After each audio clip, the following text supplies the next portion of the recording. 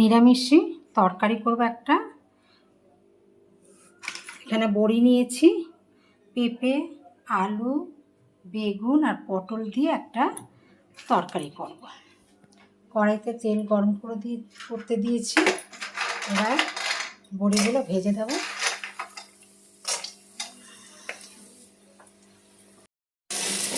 সবজিগুলো ভেজে তুলে নেব, তারপরে মশলা কষে তারপর আবার সবজিগুলো দিয়ে দেবো। আলু, পটল, পেঁপে ভাজা ভাজা হয়ে গেছে, আবার তুলে নেবো। তারপরে বেগুনটা ভেজে তুলে নেব। সব সবজি তুলে নিয়েছি ভেজে। এবার কড়াইতে তেল গরম হয়ে যেতে শুকনো লঙ্কা, তেজপাতা আর জিরে ফোড়ন দিচ্ছি। ভাজা ভাজা হয়ে গেছে, এবার গন্ধ বেরিয়েছে। এবার টমেটোটা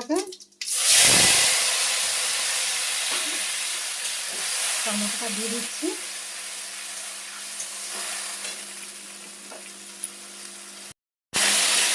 টমেটোটা ভাজা ভাজা হয়ে গেছে। এর মধ্যে হলুদ, লঙ্কা, জিরে, ধনে, আদা সব একেবারে মিশিয়ে রেখেছিলাম, এটা মিশ্রণটা দিয়ে দিচ্ছি। দিয়ে ভালো করে নেড়ে নেবো। এটা ধুয়ে জল দিয়ে দেবো। মশলাতে তেল ছেড়ে দিয়েছে, এবার সবজিটা দিয়ে দিচ্ছি।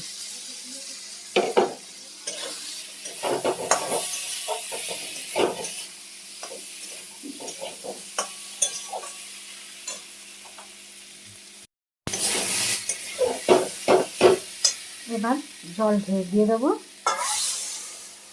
ঝোলটা ফুটে উঠলে তারপরে বেগুনটা দিয়ে দেবো।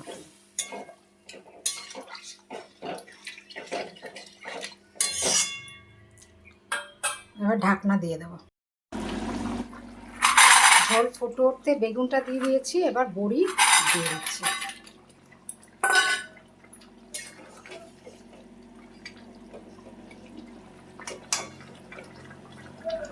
একটু কম করে এবার ঢাকা দিয়ে দেবো।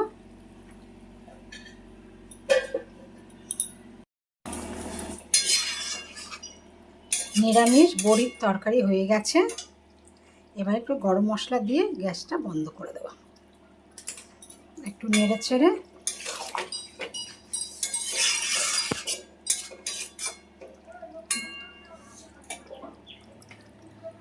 নিরামিষ সবজি বড়ির তরকারি কমপ্লিট। এবার গ্যাসটা বন্ধ করে দিচ্ছি, দিয়ে 5 মিনিট ঢাকা দিয়ে রেখে দেব।